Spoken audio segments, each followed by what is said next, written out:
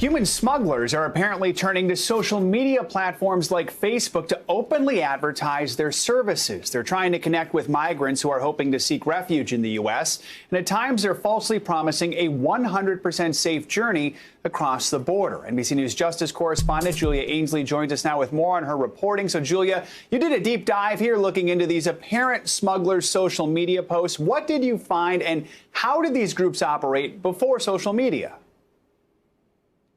Well, the first thing we found was just how prolific it was. I mean, these were very easy to find. There are a lot of pages where these smugglers will just post all sorts of things, whether it's, a 100% safe journey, telling people where to meet, giving their contact information, not exactly what you would expect from what we've sort of imagined to be these underground criminal organizations. Instead, you see just a lot of very open advertising, in part because they know that there are so many people who are desperate to get to the United States, and a lot of people may have left their home country and gotten as far as Mexico and then realized they can't do the rest of the journey. So we see a lot of these ads. And now it's not new for them to be using social media, but we do understand from experts who've been monitoring this for some time that they're using it more. And how this changes the game is that smugglers used to operate maybe from one region or town. They would be responsible for getting people from one small town, say in Guatemala, to the U.S. Now, with social media, you might not know the person you're hiring. Rather than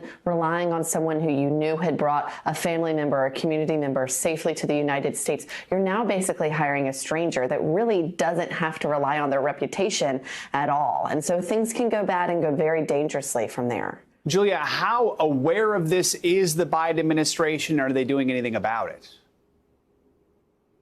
They have acknowledged it before, and they actually are trying to kind of play on the same platform and beat them at their own game by trying to spread their own messages on Facebook. Not only have they taken out radio and TV ads in Central America, they are pushing messages on Facebook telling immigrants this is not the time to come, and trying to combat some of the messages that they're seeing from smugglers who are telling immigrants now is the time to get into the United States. But of course, we know a lot of times misinformation spreads much more quickly on social media, and so it's hard just to combat the sheer volume of these ads and false messages. And Julia, how is Facebook reacting to this?